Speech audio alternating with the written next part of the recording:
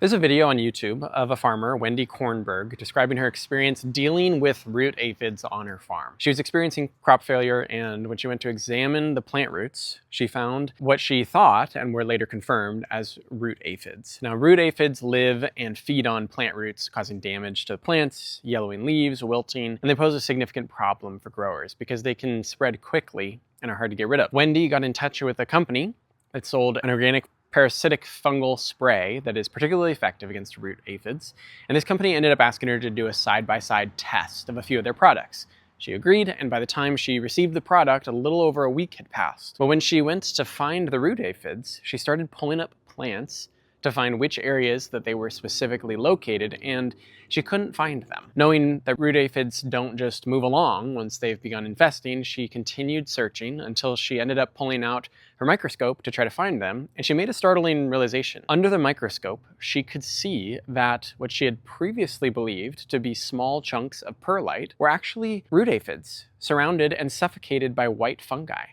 And the second realization she made was that these were the plants to which she had applied her recently cultured indigenous microorganisms. Plants growing in soil in other areas where the IMOs had not been applied still contained aphid infestation. And after sending samples into labs at Cornell University and the company from which she had received her now unnecessary fungal spray, she was told that while they could identify the genus of fungi, they couldn't get more specific. The exact species of this fungi was completely unknown. This is an incredible example of both the helpfulness and the limitations that science brings when it comes to studying such a nuanced and complex topic as soil biology. And on the one hand, while science has helped advance so much of the understanding that we have when it comes to cultivating the conditions of healthy soil, there remains a substantial gap in its ability to fully legitimize and demonstrate the benefits of natural farming. As popular and as effective natural farming is becoming, it still faces a significant roadblock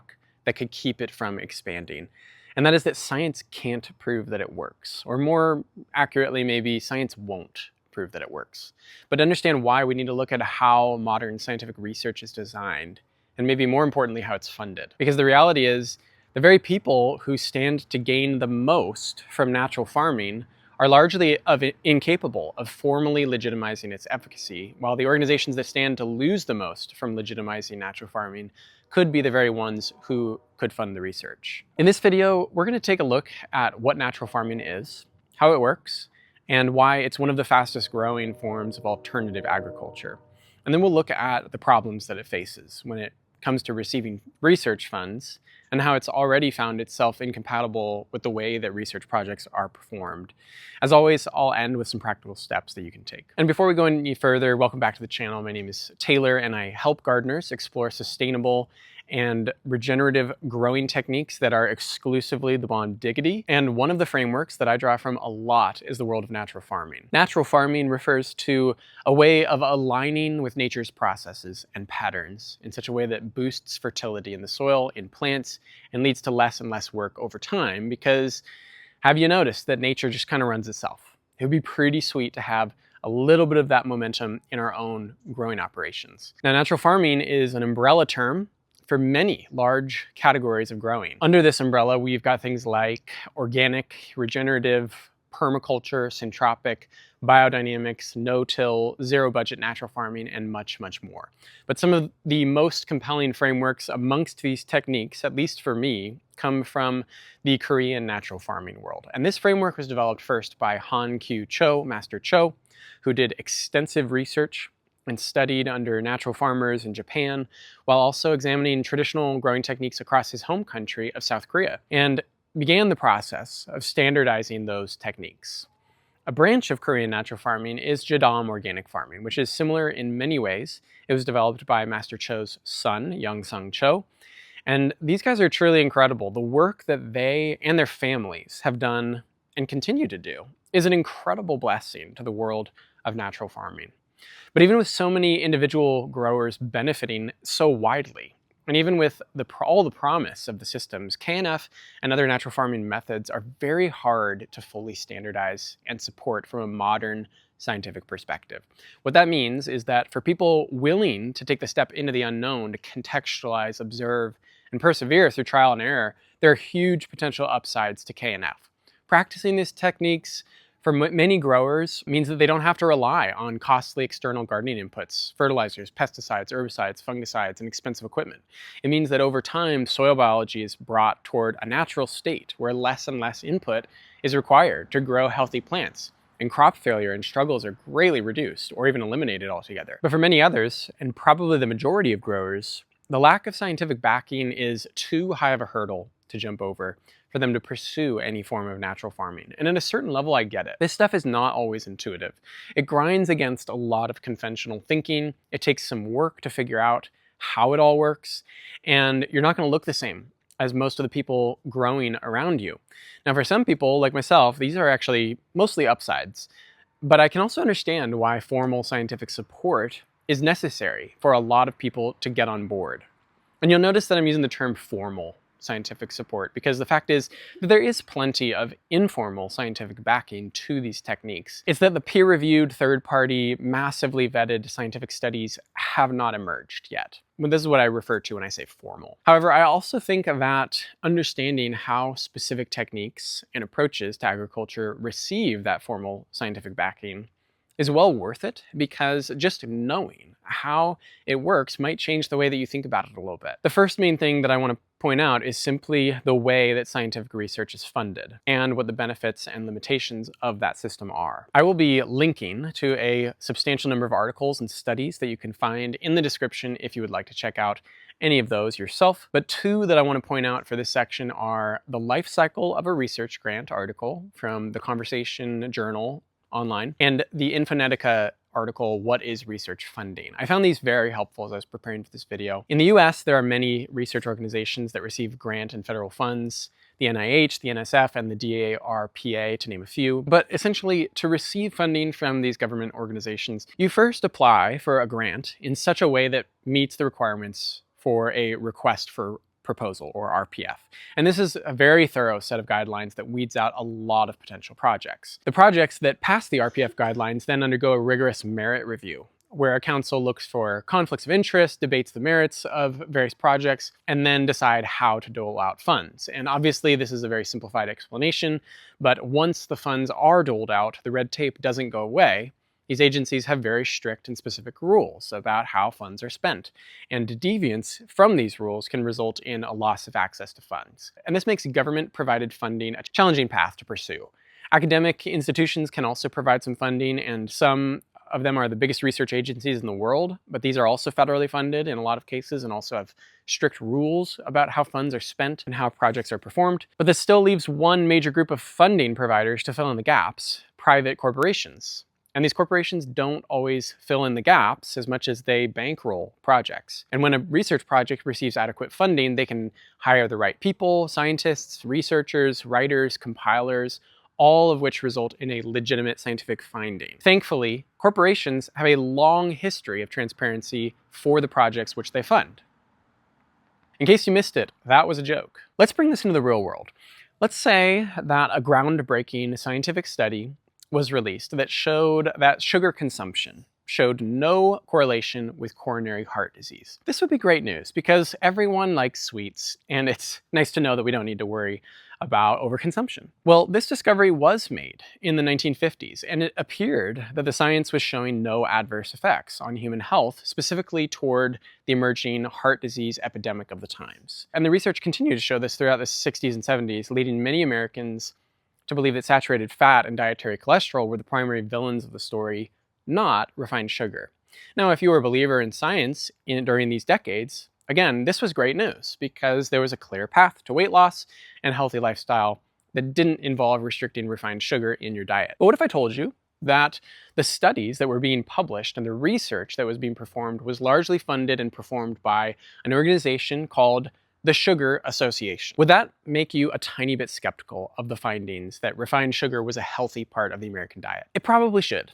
And that's more or less exactly what happened. And this is one of the most well-documented cases of what we might call a good old conflict of interest in scientific research that misled the general public so completely that we still haven't really recovered from that mindset of saturated fat, bad, refined sugar.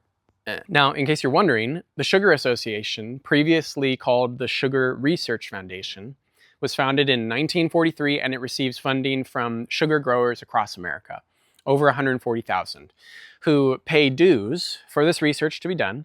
And so, in case you're not catching it, if the people who are profiting from sugar sales are the ones designing and funding the research projects to determine its effect on human health, would we expect them to publish studies that show sugar in a negative light? Obviously not. Now, the problem here, I'll argue, is not necessarily the way these projects are funded. Research has to be funded somehow. It's more of an issue of transparency, so that as consumers, we know who's backing the research. Now, thankfully, we've come a long way since the 70s when it comes to scientific research transparency. Or have we? Well, a few years ago in 2019, a little over 13,000 cases were brought against a company called Monsanto that claimed their best-selling herbicide, Roundup, had been responsible for causing non-Hodgkin lymphoma, otherwise known as an aggressive blood cancer, to either the individual or a loved one. And due to the volume of cases, a thorough investigation was done into Monsanto that resulted in something called the Monsanto Papers, where it was revealed that Monsanto had actively silenced researchers whose results were not in the company's best interests, including scientists directly employed by Monsanto and scientists employed by public institutions. And since these discoveries, more and more evidence of secretly funded academic studies that present Monsanto's herbicide in an exclusively positive light have arisen. There's so much shady dealing here that they dropped their name when they were acquired by German pharmaceutical and life sciences company Bayer. But you can still buy Roundup straight off the shelf and poison yourself if you want to. And their chemical, glyphosate, is still sprayed on 100% of genetically modified crops. And guess who sells genetically modified seeds, by the way? I'll give you a hint. These seeds are labeled Roundup Ready. Now, Bayer, the new Monsanto owner, grossed a little over 46 billion euros, or around 27 billion US dollars in 2024. They've got decent means to fund whatever research projects they want, and also pay off anyone who wants to publish research that sheds a negative light on their product. So where exactly does scientific research funding fit into all of this when it comes to natural farming? Who stands to gain from demonstrating the benefits of culturing and applying indigenous microorganisms, for example, in any growing context? Big rice, wheat bran producers of America? It's just not quite something that monetizes and scales. The whole system of Korean natural farming is geared toward empowering growers to make their own inputs and become less reliant on repeat purchases. So a lack of scientific evidence for natural farming techniques may not be an indication that they aren't scientifically viable. It really might just mean that there's not enough financial incentive to fund a legitimate project. Now, that's not to say that research hasn't been done on any natural farming techniques. There's significant scientific evidence of the benefits of no-till growing and some organic farming techniques that have made the journey over to home gardening. And there's a little bit of research out there on Korean natural farming and JADAM, organic farming, but not nearly enough for anyone to consider these as commercially viable approaches to agriculture. And even from what is out there, there's kind of conflicting data. And this gets into the challenge that natural farming faces when it comes to research project design. For modern science to effectively study a technique and publish findings, there's so many necessary factors that go into the study. Control groups, randomization, blinding, clear definitions and variables, sampling techniques, and data collection methods. All of these are helpful for deriving legitimate findings, but they become very tricky to implement when dealing with something as finicky as Korean natural farming. To remind you of Farmer Wendy's story from the beginning, the fungi that she had cultured from her indigenous microorganism collections didn't exist in the taxonomy database. So take this scientific study from the Sustainable Agriculture Research and Education Projects, or SARE. The summary of this report says that they applied indigenous microorganisms, or IMO, to various plots and tested for soil nutrient concentrations, microbial communities, and leaf nutrient density at harvest. Their findings: there was no impact on the IMO sprayed lettuce fields compared to the control group. Now, some people might read this and be convinced that there's no benefit to IMO cultivation, case closed. The science is spoken. But when you dip your toes into the study a little bit, it becomes immediately apparent no such conclusion could really be definitively made. First of all, the fields the IMO was applied to were left unmulched, which by the researchers' own admission was a likely detriment to the protection of these microorganisms in the soil. Additionally, the IMO that was sprayed on the fields was only brought to the second stage of cultivation, IMO 2, which is not something that KNF teachers or I would recommend. It's really important to gradually grow these microbial populations out onto multiple other substrates, most notably the native field soil, before applying it so that the microbes are properly conditioned by the time they make it to the field. And I'm not trying to overcomplicate things just to explain away the need for scientific research. I'm trying to point out that with so many variables at play, it's hard to guarantee a completely satisfactory design for such a study. Now, this project received one grant of nearly $12,000, and it occurred over the course of a single growing season. So we're not able to see what several years, or better yet, decades of using the properly cultivated IMOs would be. It's plausible that a better funded project would yield better results. Now, I want to clarify at this point in the video and say that my critique here is very specific. I'm not proposing any sort of conspiracy theory into the scientific community. And I'm not trying to suggest that we do away with the scientific processes that we have.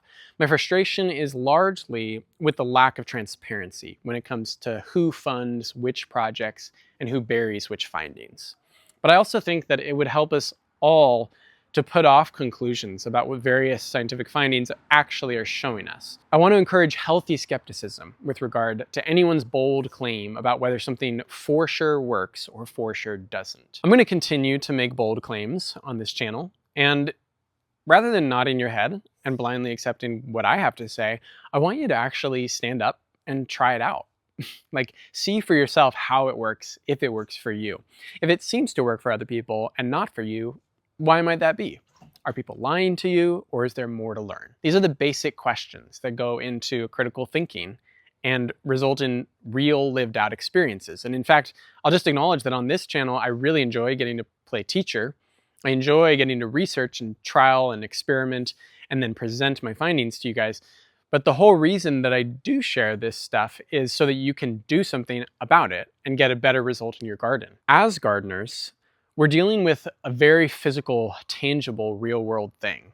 And because of that, we need to focus equally on what works and why it works. Synthetic fertilizer works in the sense that it makes your plants grow bigger faster. But we also need to take the step of asking, I wonder why this is working. Same thing for any of the growing techniques that I teach on this channel. If you use our seed soak solution recipe, for instance, and your germination rates skyrocket, don't just say, great, that worked.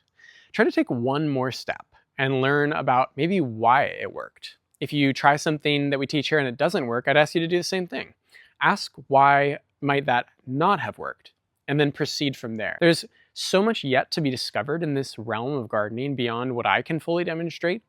And so as we conclude, I want to return to Farmer Wendy's story one more time. Wendy tried something and it worked. Not only that, it worked before she understood exactly why, or even that what she had tried was what worked at all. At a certain point, she had inadvertently, accidentally even, captured and cultured a parasitic fungi that had emerged in nature all on its own, likely in an attempt to bring balance to the local ecology.